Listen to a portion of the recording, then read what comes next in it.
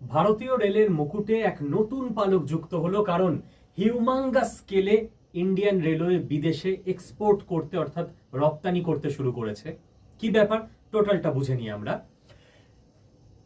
2004 থেকে 2014 এই 10 বছর যদি আমরা দেখি, তাহলে ইন্ডিয়ান রেলওয়ে টোটাল 4695 খানা লোকোমোটিভ তৈরি করেছিল। তার পরের 10 বছর আমরা যদি দেখি, 2014 থেকে 2024 ইন্ডিয়ান রেলওয়ে মোট 9168, মানে প্রায় ডবল এতগুলো লোকোমোটিভ তৈরি করেছে। 10 বছর টাইম ফ্রেমটা নিলাম উদাহরণটা বোঝার জন্য, তুলনা করার জন্য যে 10 বছরে আমরা কতটা জাম্প দিয়ে দিয়েছি।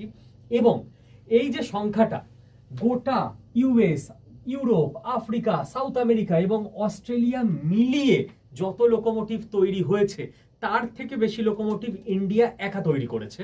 ওকে, এবার এই যে লোকোমোটিভ গুলো তৈরি হয়, এই লোকোমোটিভ প্ল্যান্ট ইন্ডিয়াতে প্রচুর আছে, একটা দুটো না। আমাদের রাজ্যে কোথায় আছে? আসানসোলে, চিত্তরঞ্জন, তাই তো?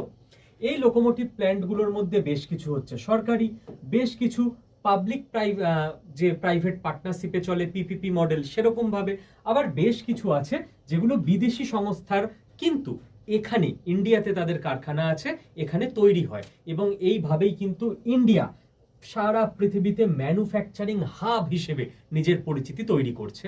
আপনাদের মনে প্রশ্ন জাগবে যে কোন দেশকে আমরা কি এত বিক্রি করছি। চলুন কিছু স্ট্যাটিস্টিক্স দেখে নেওয়া যাক। মেট্রো কোচ, আমরা মেট্রো কোচ বিক্রি করছি অস্ট্রেলিয়া এবং কানাডাকে।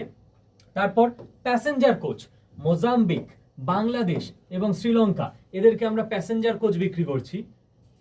এদেরগুলো না দেওয়াই ভালো, হেঁটে হেঁটে যাক, ট্রেনে চাপবে। এলসিএম লোকোমোটিভ আমরা আফ্রিকাকে বিক্রি করছি।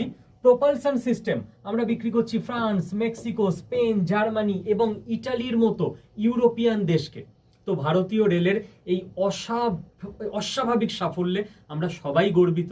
কেবল একটা ব্যাপার, ভারতীয় রেলকে কিন্তু টাইমের ব্যাপারে এখনো অনেক বেটার কাজ করতে হবে, কারণ এখনো আমাদের দেশে ট্রেন লেট একটা নিত্য নৈমিত্তিক ঘটনা হয়ে দাঁড়িয়েছে। আমি জানি এত বড় দেশ, এত জটিল সিস্টেম রাতারাতি ঠিক করা সম্ভব নয়, কিন্তু আমাদেরই স্টুডেন্ট যারা রেলে কর্মী হিসেবে জয়েন করছো, তোমাদের কাছে এই আশাটা থাকবে যে নেক্সট 2-3-5 বছরের মধ্যে ইন্ডিয়ান রেলওয়ে নিয়মানুবর্তিতা টাইমের দিক থেকেও বিশ্বের 1 নম্বর জায়গায় যেন উঠে আসে।